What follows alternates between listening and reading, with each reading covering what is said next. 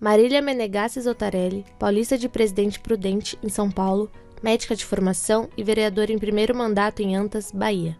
Entrou na política com a pauta da participação da mulher no cenário político, tendo como desafio quebrar tabus e combater o machismo enraizado. Passou a propor pautas de inclusão social em sua cidade, mas também em cenário regional por abraçar a causa do autismo e trabalhar movimentos sociais e políticos de inclusão e estruturação de melhores condições. É uma apaixonada pelo SUS, atuou em linha de frente durante a pandemia e tem como lema de vida que fazer política é cuidar de gente. Você desenvolve o seu mandato, porque você não esperava fazer política, caiu na militância partidária e o que você viu quando chegou na Câmara Municipal? Para mim, foi um desafio muito grande, porque eu vivo numa cidade pequena, interiorana, do Nordeste, muito próximo, como eu brinco sempre, à terra de Lampião, onde o machismo aqui impera com normalidade.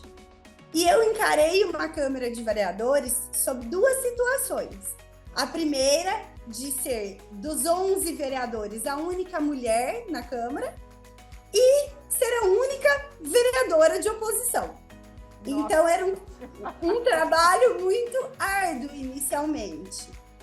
Mas me dá a oportunidade de quebrar diversos paradigmas e servir como fonte de inspiração, de exemplo para outras mulheres, por conta das minhas respostas mais contundentes, por conta de sempre ter um argumento plausível e fazer um mandato baseado em estar ativa, investigar, de fato mostrar serviço, mostrar quais são as verdadeiras funções do vereador, deixando um pouco de lado o assistencialismo e mostrando a parte técnica de um mandato, que é muito importante, que precisa de pessoas comprometidas para que as coisas aconteçam.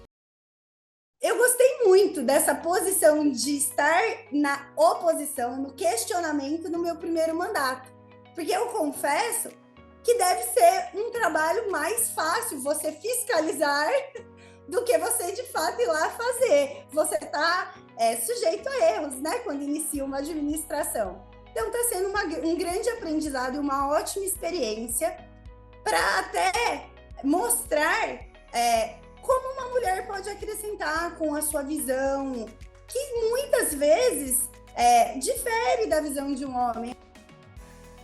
E você sentiu discriminação dos seus colegas homens? Você sendo a única vereadora, provavelmente a primeira vereadora mulher eleita na cidade? Olha, eu imaginava que eu poderia sofrer algum tipo de discriminação.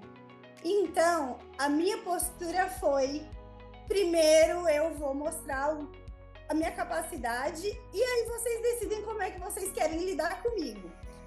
E difícil, confesso, com os meus pares no início, até chata, porque eu achei que se fazia necessário mostrar que não é a força bruta, nem a força da voz alta que vai ganhar uma discussão dentro da Câmara, mas sim a força da inteligência e da articulação.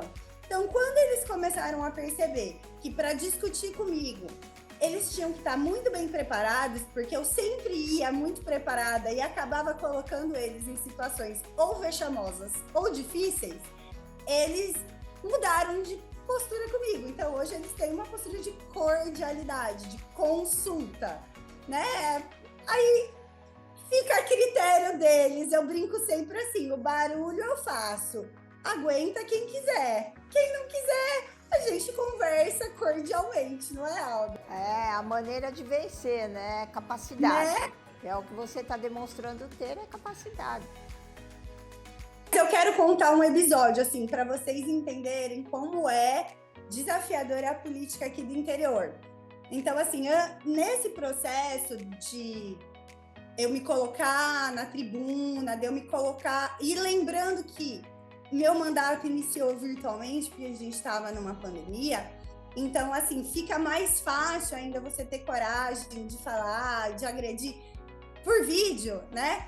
Numa das minhas discussões a respeito de posições políticas, um vereador homem me disse que o prefeito e o time do prefeito, que é composto basicamente de homens, eram como um rolo compressor, que ia me passar por mim sob uma ladeira, assim, me atravessar, né? E aquilo, assim, se eu levasse ao pé da letra, eu poderia considerar, inclusive, aquilo uma ameaça física, né? Que eles estavam falando que eles iam literalmente passar por rolo em cima de mim. E aí, isso foi no meu primeiro mandato, né? E muita coisa mudou de lá para cá.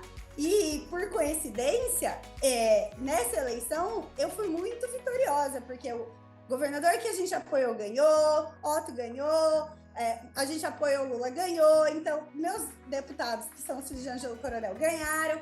E aí, o time do lado de cá perdeu tudo. Eu falei, pois é, né? Quem passou com o rolo compressor em cima de quem? Ó, tô por cima da carne seca. Sabe, há poucos dias nós enfrentamos uma questão aqui do estado de São Paulo, com uma vereadora nossa, em que um companheiro de outro partido, o companheiro dela, um vereador, fez uma agressão, de inclusive pegar no rosto dela e sacudir. E foi filmado. Eu querendo calá-la, para calá-la. É muito comum aqui a gente se ver. Aí também acontece isso, de algum companheiro homem não suportar o que a mulher está falando e tentar impedi-la? Acontece muito, muito. E assim, a impressão que eu tenho é que eles se sentem muito confortáveis em fazer isso. Eu dou exemplo aqui dentro da minha realidade, né? Então, eu já parei para pensar assim, se eu sofresse uma agressão aqui dentro dessa Câmara, o que ia acontecer? Eles iam votar entre eles ali, se acertar. Então, eu percebo assim, uma camaradagem e uma sensação de impunidade. E na hora em que os ânimos estão aflorados, usam contra a gente a nossa feminilidade, né? Quando a coisa vai caminhando para falta de argumentos ou quando exposições são feitas, muitas vezes em casos de mulheres na oposição, para tentar nos calar ou nos intimidar, e aqui a gente tem diversos casos no estado, eles partem para agressão muitas vezes física, né? É assustador, assim, é uma coisa que a gente não pode acreditar que perante tantas câmeras, na sociedade que a gente vive, protegidas por tantas leis, que os representantes da lei se sintam tão confortáveis em nos intimidar pela força.